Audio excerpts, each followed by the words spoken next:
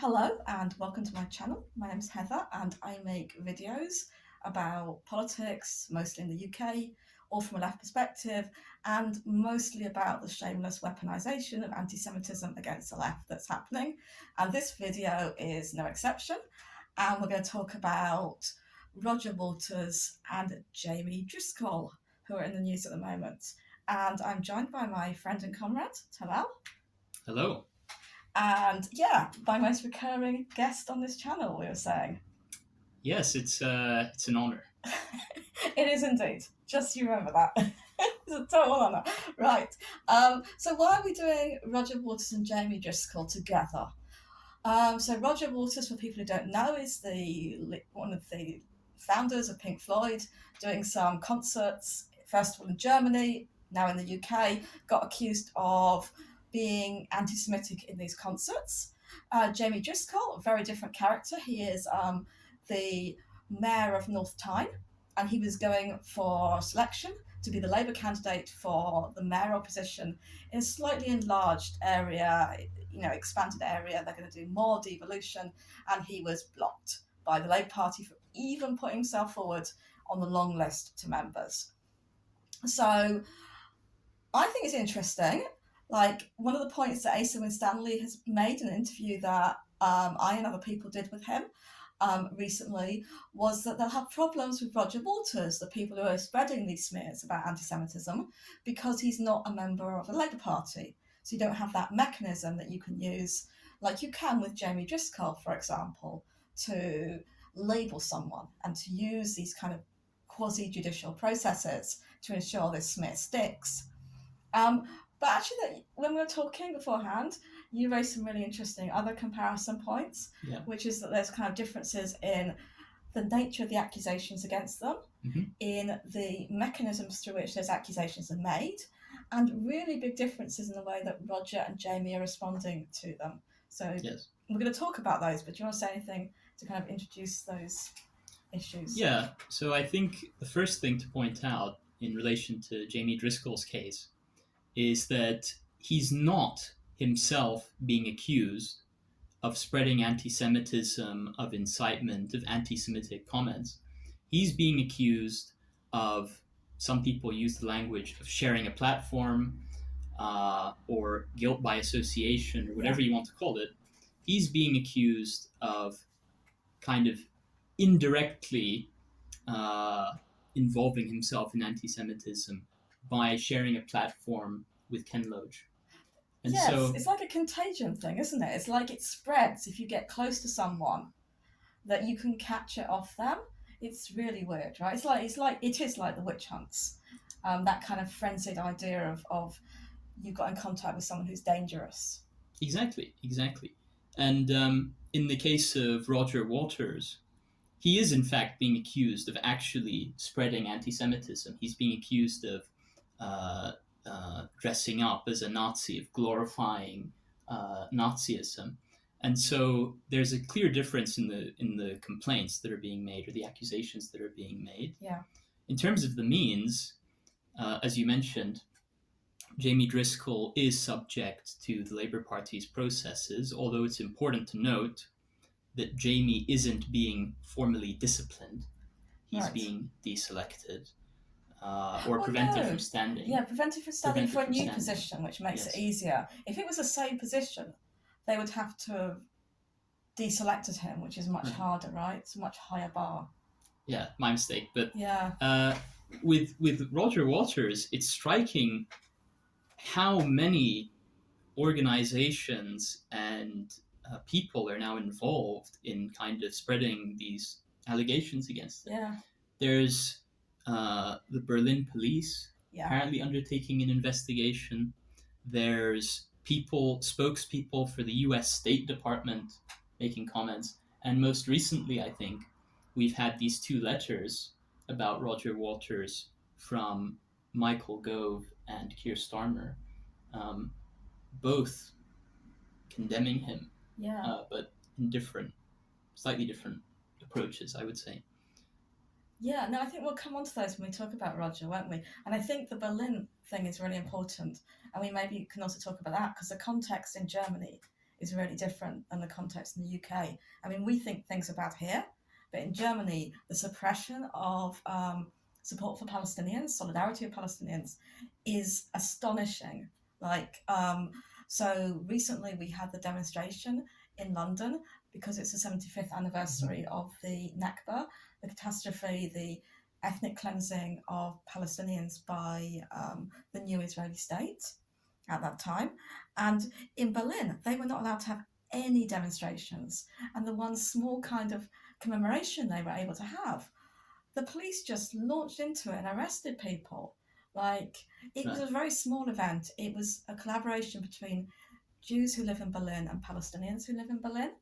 And the police, I think, afterwards said something like, oh, these Palestinians came in and took it over, as if they weren't part of it.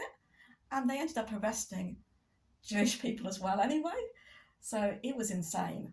So yeah, I think that Berlin context is really interesting and disturbing, and probably helped to get these smears off the ground with Roger, I think. Yes, and I would just add that if people have any doubts about the relevance of this discussion that we're having, just look at the potential consequences. There are really wide implications to the way that anti-Semitism smears are being wielded. Yeah. And just to complete our comparison, the final respect in which these cases are different is the response from Jamies Driscoll and Roger Waters. They both take different approaches to how best to kind of defeat the allegations that are being made against them. Yeah. And I think what we'll agree that, generally speaking, Jamies Driscoll has taken a pretty timid approach, I think, one that avoids a clear stand on issues such as Ken Loach. Yeah. Nevertheless, defending himself, calling on people to defend him, but very effective defense in some ways. We Right. should talk about that, yeah. Whereas Roger Waters has just unapologetically refused really to give any ground at all on anything. So yeah, and we'll look at Roger's defense towards the end of this discussion, I think. And we'll also, there's a really great clip from his concert that we'll talk about, and we'll put links to that and to all the other stuff we talk about, because we did actually do quite a lot of research for this video, and we got a lot of links, and we read a lot of stuff and watched a lot of stuff. And so if you're interested in following up and looking into the forensically examining the nitty-gritty of these two cases and what they mean, then just look in the description box below. But okay, that's the introduction over. So now we're going to launch into Jamies Driscoll. So yeah, as you said, he is accused of and found guilty of, we think, hanging out with Ken Loach on a public platform and not calling him into account for some of the things he said. So apparently you can't just talk to Ken about film anymore. You have to say, by the way, Ken, why did you say this in 2017? Why did you try to direct this play in 1987? We're going way back, a lot of the accusations, when you look at those. So, okay, how has he defended himself? So I think he's done better than pretty much anyone so far, including Jeremy Corbyn. He's really come out fighting. He's managed to get his issue into pretty much all national news coverage in a way that he looks way more reasonable than the people who are trying to get rid of him. That is a pretty remarkable thing. He also seems like he's been a really good mayor, and I know people, comrades in his area, who helped run his campaign to get him selected and think very highly of him. So he's clearly a really, really good politician. But like you say, we're a little bit unhappy with some of the timidity of how he's done that, right? Agreed. And I think if you want an indication of how successful Driscoll has been, the fact that there's an article in The Guardian, of all places, looking at his case and concluding that he's been a victim of factionalism. I mean, how often does that happen? So it's clear that, and the fact that he was even being praised and receiving commiserations from Tories. Yeah. I mean, I don't think that's ever happened in the course of this whole witch hunt in the Labour Party. Yeah, he's really good at building allegiances, clearly, which is an amazing thing. So, two other mayors from neighbouring areas, Andy Burnham, Steve Rotherham, wrote a letter. It was a pretty weak letter, but it was still a letter. I mean, that's a hard thing to do in the Labour Party. So, much as I have criticisms of both of them, I do respect them for doing that. What they called on the Labour Party to do was to be transparent in the way it does this and to be respectful in the way it does this. And my response is, how do you respectfully accuse someone of racism? How do you transparently witch hunt them out of their job? I mean, it's a little bit, this is the problem. But in some sense, even them just writing raises those contradictions and is helpful.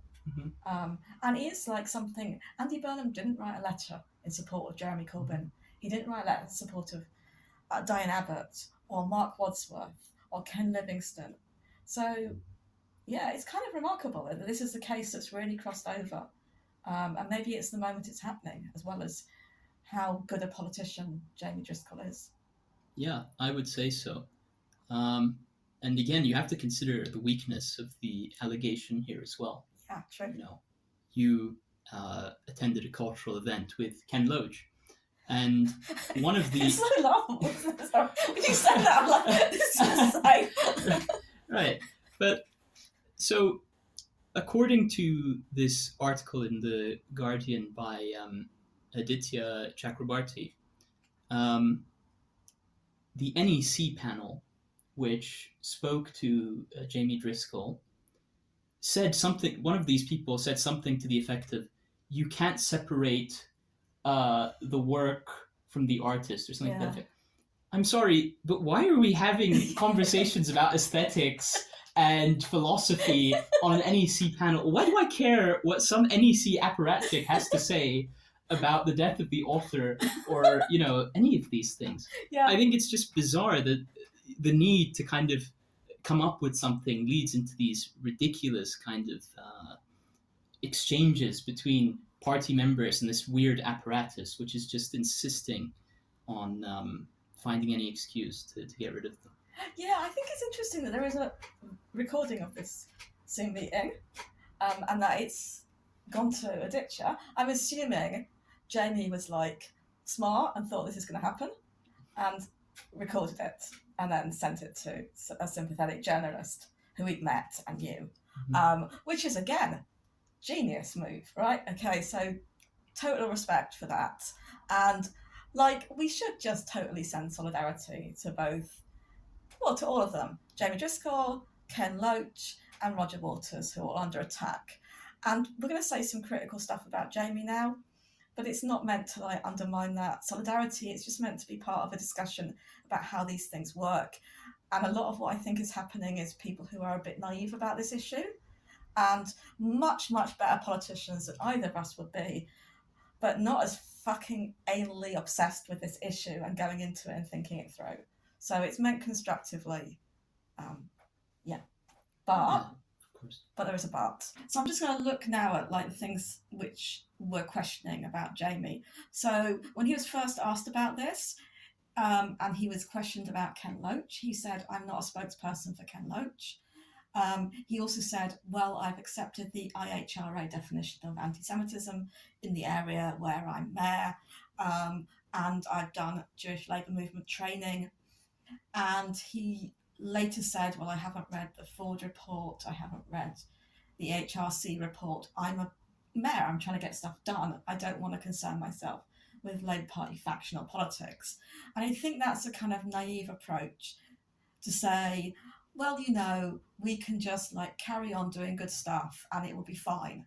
It really won't be fine, right? You have to get smart about Labour Party factional politics. This witch hunt, I don't have a fucking channel about the witch hunt because I'm just obsessed with it for no reason. I'm obsessed with it because it's destroying us politically. Like, no one's going to want to be involved politically if they work really hard to get a great mayor like Jamie selected against the odds in 2019, and then they see him just like destroyed a few years later and trashed his reputation, trashed. Like, you have to really fight these issues because nothing else is possible if you don't do that. So I think it's naive to not have engaged, although, like, you kind of have to be a weird person to do what we've done, right? To engage like we have. It certainly takes, a lot of determination, I think, to look through all of this material that exists now about the Labour Party and about anti-Semitism. But I agree with you that Jamie has kind of, he shows the extent to which your own competence, your own kind of political success, because it seems by all accounts that he's done good things for his community, he served his constituents well, that doesn't matter. That's really irrelevant. And even if you're not a factional person, just the mere fact of being kind of identified with the left opens you up to attack. And so what happens with purges is they usually start with the targets who they think people won't care much about. And then they drive further and further and further to go up to the sort of, the much more formidable targets. So you start from people who are vulnerable, you get the people who are vulnerable, and then it keeps expanding outwards. Yeah. And I think if you don't start defending people when they're vulnerable, then you're just going to naturally end up with these people who don't consider themselves factional. They're going to end up on the Starmer's list. Yeah, I think there's too many people who are still doing it's a witch hunt, but there were some real witches, and I know who they are. But these people aren't. Jamie isn't, but there were some, like, Ken Livingstone. He really is a witch, right? Don't be doing that in the middle of a witch hunt. Like, you can't, there's no rationality to this. All these accusations are done to sustain the future accusations. None of them hold any water when you actually look at them. They're all, even if you don't like the things people have said, they're all things people should be allowed to say in a political party. And the bottom line is, these do not make these people evil and polluting. Mm-hmm. And the way in which these people have become to a point where people are scared to associate with them because they feel like then they'll be trashed it's beyond damaging to our politics. It's ending our politics, right?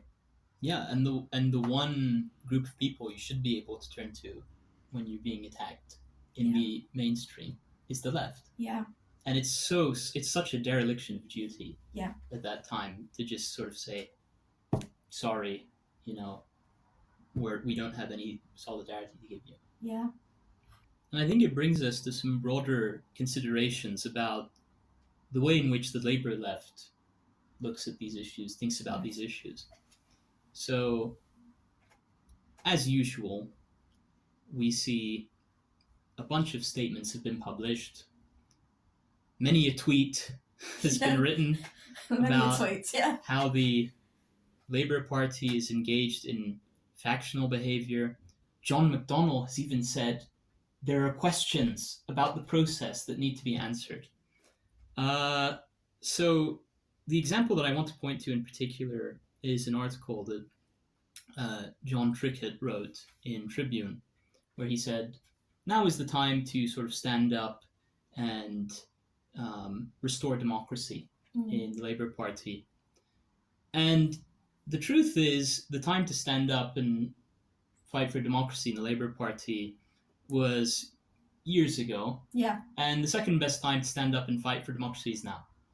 And unfortunately, what we see is this can gets continually kicked down the road. Yeah. Every new case that arises, someone will say, oh, we really need to do something now. And then another case will happen and they'll say, well, we really need to do something now. And it seems like there's never just an act of doing something. And I feel like some people need to really either take action or just be quiet. I mean, people in the Parliamentary Labour Party, socialists in the Socialist Campaign Group, really should be seriously asking themselves the question: what am I going to do when I see my colleagues being deselected? Yeah. Recently, Beth Winter, who's a member of the SCG, Yeah. was deselected. When I see competent politicians who are not overtly factional being barred from standing, Yeah. you have to make a decision at that point. Are you going to resign? Are you going to stand as an independent? Are you going to declare your solidarity with other members of the party who decide to do that? And I feel like none of these questions are being seriously engaged. So you know what, I had this thought yesterday of what I really want the Socialist Campaign Group and Momentum to do. I want them to organise a massive public event with Ken Loach. Right? Every single Socialist Campaign Group MP on the stage with Ken Loach. This is the only thing you can do, right? This has got to be what we do. And like, if anybody from Momentum's listening, please do that, because this is the perfect way. You know, do a screening of his film. Do ask all local Momentum groups to organise a screening of his film. Send Socialist Campaign Group MPs to those screenings, right? Try and get Ken to them, even if it's just on Zoom, or someone close to Ken like Rebecca O'Brien or Paul Lafferty, producer, his writer. Make this happen, and it would actually get Momentum groups started again. I believe this would lead to a proper grassroots in Momentum, because you give us something we could do and get behind. I would organise for Momentum if that's what you asked me to do, right? But they're not going to do that. But this is the kind of really forthright stuff. And if you all get expelled because of that, this was a good hill to die on. You've got to do that. You have no control. We see Beth Winter happening this week is really telling, right? You have no control over whether you go or not, right? All of those MPs are gonna, nearly all of them are gonna be pushed out at some stage. Mm-hmm. What you have control over is how you go, like what you stand for. And actually standing for solidarity, standing for I am not going to see us divided, is what is perfect, right? Is what we need. It would set such an example. It would be such an inspiration to people. I agree, and the opportunity cost that you're incurring is really not very high. Once you're kicked out of the Labour Party, I mean, does it make a huge difference, really, when every selection is being rigged? Yeah. When, you can be kicked out on the flimsiest pretense. I mean, you're not really losing very much by being kicked out. I mean, some people make arguments. Some people losing career, this is the thing, and a sense of identity. I think that's tough. Yeah, I can see for long time that veteran members that can be a concern. And I think some people would probably make arguments about the campaign group saying, well, they might be needed to leverage against a Starmer government or something like that. But really, I think, you're just deciding, you're still, even at that point, just deciding when are you going to be kicked out. And so I sort of think we need to overcome this attitude that there's some great gains to be made in the Labour Party, because once you get rid of that view of the Labour Party, then you're no longer going to be so concerned about the idea of being expelled. Yeah, and also, how would it play if they just expelled every single... Just 10,000 people. Yeah, 10,000 people, plus every single left-wing MP and councillor, because they'd all gone to an event about Ken Loach's new film. It would just be absurd. And at least then there's a price to pay, because then it's just full civil war against Starmer at that point. So it's with the way it is now, half in, half out, it's kind of like you can't commit. But if that happens, then it's Starmer will have a new army of activists just committed to, even more so than they are already, to bringing him down. Yeah. Okay, so that is Jamie. Should we say a bit about Ken Loach? So Ken Loach is a little bit like Roger Waters in that he is a global celebrity. In this country, he is, or was, a national treasure before he became declared one of the most anti-Semitic human beings in existence, right? Who you can't even talk to in public for fear of contamination. And it was really good this week to see him getting a 15-minute standing ovation in Cannes. at the film festival. Yeah. Of course, I mean, he's a great artist. Yeah, he is. I mean, his films are awesome. But I'm just going to say that someone I know on Twitter, when I tweeted that standing ovation, completely trashed my thoughts around it, because he said that not even 1% of the people in that room would stand behind him against these smears. And at first I thought, that can't be true. Then I thought, it's obviously true. People just cave. McCarthyism, people caved. The whole of Hollywood, nearly. Well, 99% plus of Hollywood caved. Yeah, it's very, these are kind of the moments of truth where where you really test people's commitments and principles. But I think one of the things that saddens me about the Loach case, apart from obviously the fact that he's been unjustly targeted, is when you look at the method used, the proscriptions. Yeah. Do you know? I documented this in an article for Jewish Voice for Labor's blog. When the proscription rule was enacted that led to the expulsion of Ken Loach, there was not a single left-wing media outlet with a sizable readership, and I'm thinking of Tribune, Navarre Media, certainly of The Guardian, and Owen Jones, by the way. None of them came out against this whole prescription idea. Yeah. They might have said, well, this individual case, that's not right. But that idea of auto-excluding huge numbers of people because they've been to a meeting or they've been part of an organization or whatever, that wasn't actually confronted. And it just shows you, clear as day, the price that you're going to pay down the line for not. Yeah, so Labour Against the Witch Hunt was the organisation that Ken Loach was a member of. A slightly prophetic organisation, respect to people who joined Labour Against the Witch Hunt when I didn't.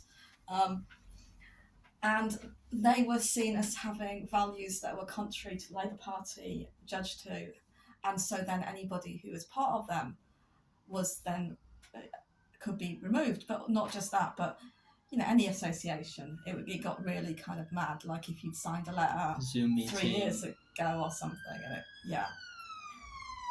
and so this is interesting because, like as you say, the left didn't come out against these prescriptions. In fact, some people on left, one left member of the NEC, Lauren McNeil, voted for them.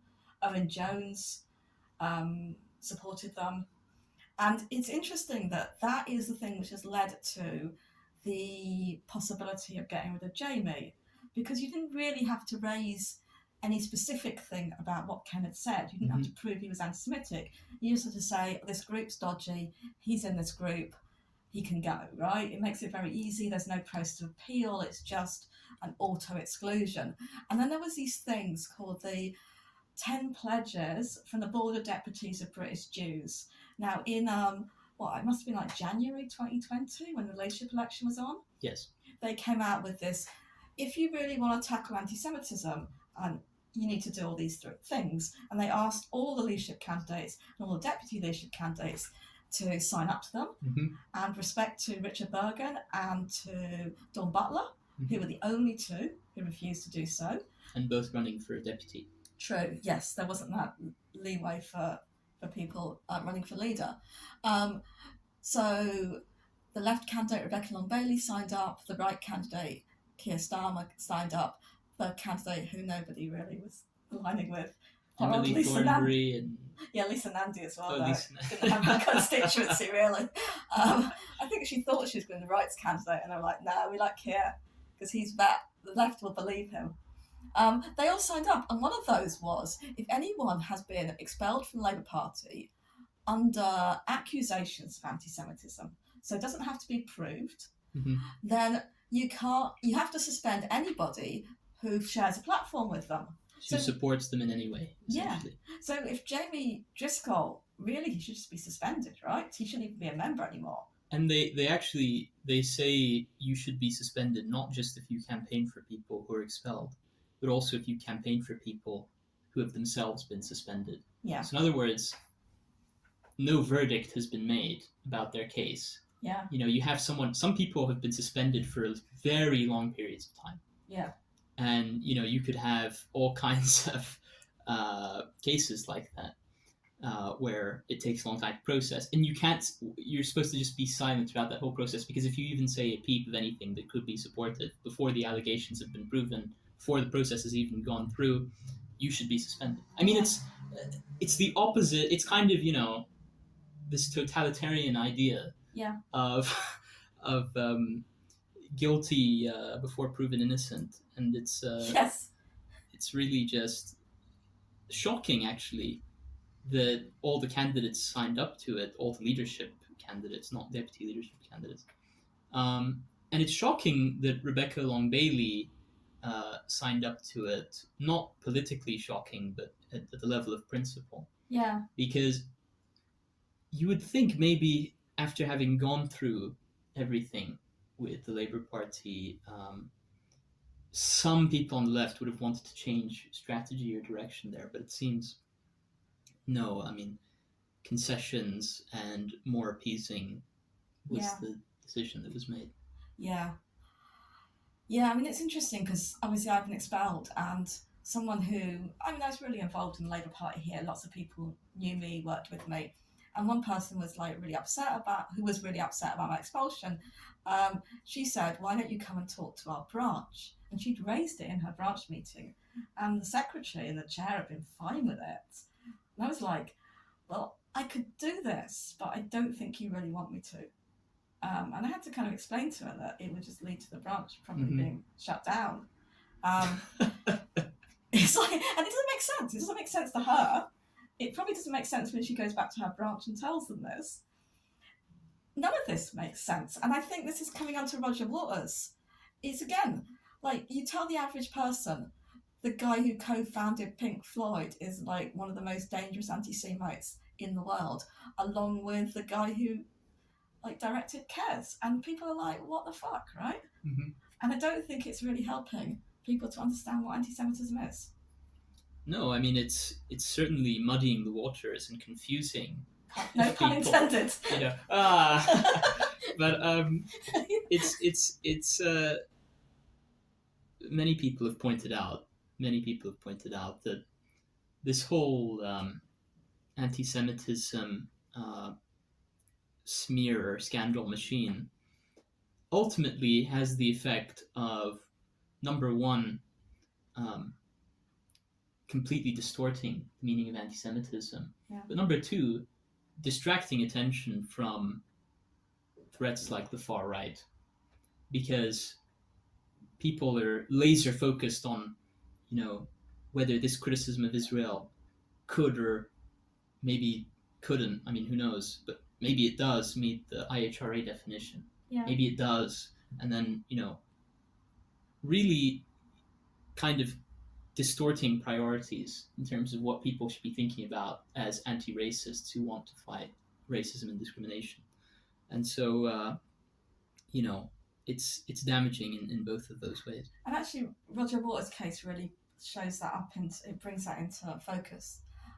Because he was accused of, well, there were 3 accusations, but one of them was complete lie. Like, he had some inflatable pig which had the Star of David on at some concert in Berlin. Like, that didn't happen, right? Mm-hmm. So we can just dismiss that one. But obviously not dismiss it, because someone found a 10-year-old photo and decided they were going to use this 10-year-old photo to add to the smears, and it had quite a lot of traction. It got cited in a letter written by Christian Wakeford, who's an MP.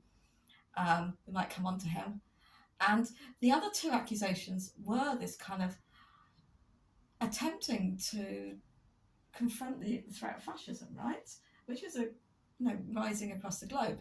So Roger Waters, in his performance, draws on like an old album from Pink Floyd, The Wall, and dresses as a kind of fascist, pseudo-fascist guy in a kind of trench military coat type uniform. Yeah, with insignia on. They said that was a Nazi uniform, which it isn't. And they said it was kind of supporting Nazism, which of course it's like satirizing fascism and calling attention to the dangers. And the other thing he got accused of was misusing the name of Anne Frank, including just today, the Anne Frank, what's it called? I believe it's the Anne Frank Trust. Right, yeah, the Anne Frank Trust. So what he did was he has this song where he puts up like the names of like a series of victims of state violence.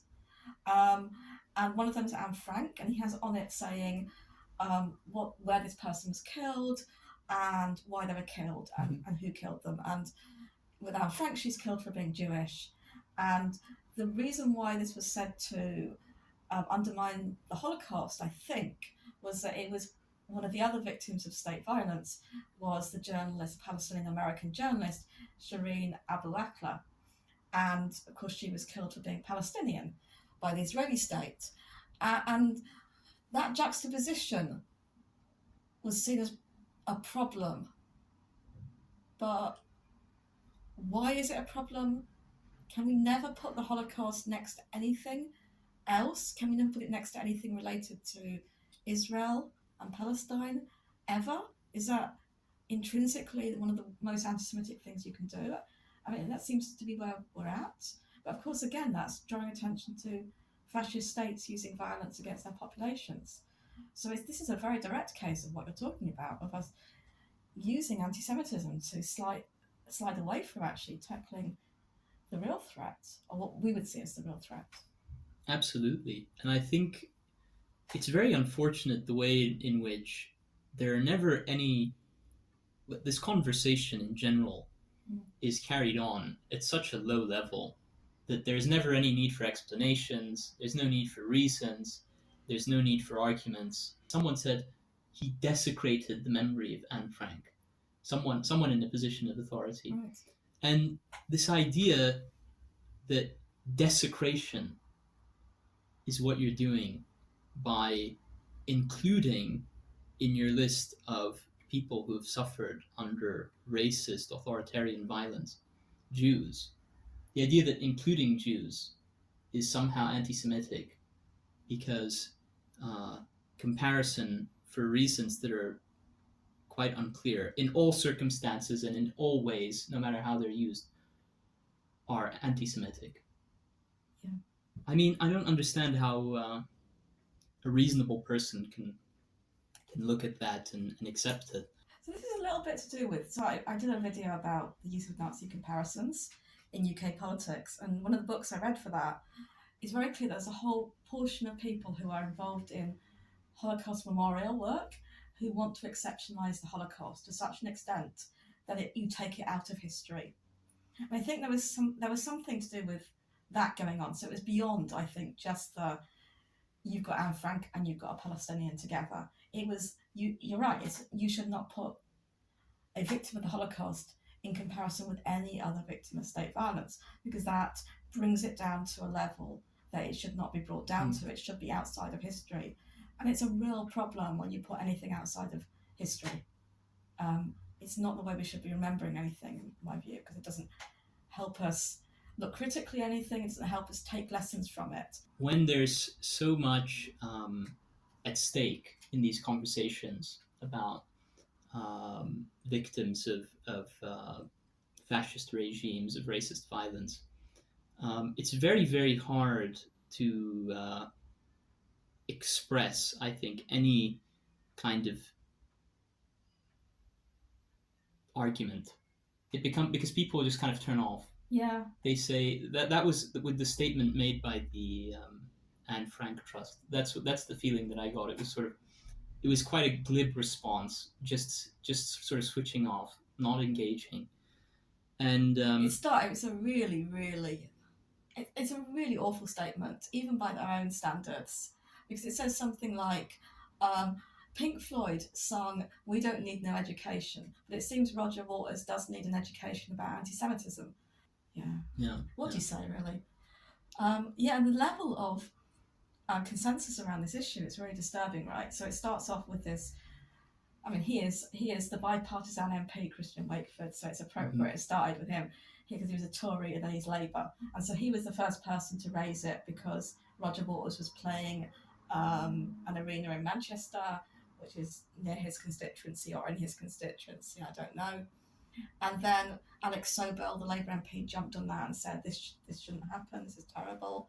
And I know it's been all over, right, isn't it? Like, so as you said, it's Keir Starmer's come out and Michael Gove's come out as against Roger Waters, although Keir Starmer more resolutely. Yes, so Keir Starmer actually said this event, this concert, should not be allowed to go ahead, which sort of tells you one thing about his kind of authoritarian instincts. And it tells you maybe another thing about the way in which the Labour Party is now always perhaps overcompensating in some way, in a way that the Tories don't at all need to. But this idea that... Are you saying it's Jeremy Corbyn's fault? Well, they have to compensate for Jeremy Corbyn, right? Yeah. Yeah. That seems to be the Jeremy Corbyn, then Keir Starmer could have been more radical on this. God, sorry, but I should choose my words better. But, no, I say it's a joke. Yeah. The point being, listen, if you want, you can hate Roger Waters' concert. You can believe in your tiny mind that satire dressing up as a fascist dictator makes you a fascist dictator. I mean, you can believe that. You can believe Charlie Chaplin is a Nazi if you like. You can believe all those things. Just don't attend the concert. I don't understand why there's this idea. That no one should be allowed to go and see that kind of performance because I don't like it. Yeah. Because Keir Starmer says so.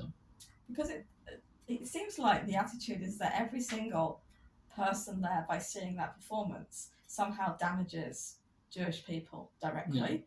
Yeah. So there's even accusations in the Jewish Chronicle that Jewish people would face physical violence because of Roger Waters' concerts. So I think I really hate Michael Gove so much, but I actually found his letter to the Board of Deputies quite funny because he says, and multiple reasons, one of which is he kind of says, like, I checked and we don't own the O2 Arena, so there's nothing I can do. And then he says, like, if you think there's a problem, just report it to the police. He doesn't really give them very much, which is kind of interesting in response to the Board of Deputies. And you're right, Keir Starmer goes much further.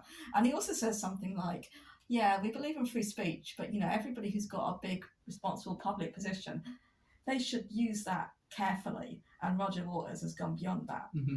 As if Michael Gove has not gone beyond anything. The chutzpah in him saying that is just off the scale. Right. Maybe he doesn't think he has a significant public position, so he can be as irresponsible as he likes. But yeah, it's weird. Yeah, and I would like to say just on Christian Wakeford, this sort of moral high horse kind of position that he's adopted, just sort of having slithered out of the Conservative Party, coming into the Labour Party, he's discovered the social justice warrior type of persona or something in himself, and he's decided to go on this crusade against racists. And one thing which is striking is Christian Wakeford was he's been a member both of Conservative Friends of Israel and Labour Friends of Israel.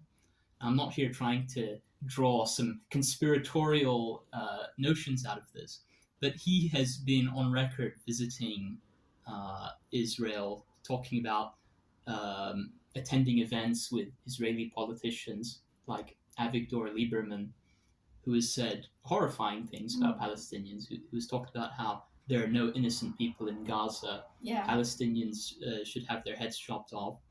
And it's kind of like original sin, right? Gaza's a born into original sin. Like as soon as they come out the womb, maybe even in the womb, right? And Christian Wakeford has tweeted on his Twitter account, if you're interested, you can go and check, about how it was so great to hear from Avigdor Lieberman about something or other that he was attending some event. And so there's this idea that really there's no need to apologize for lots and lots of kinds of of racism, if you want to call it sharing a platform or whatever they call it, or if you want to call it complicity, it's so selective. Yeah.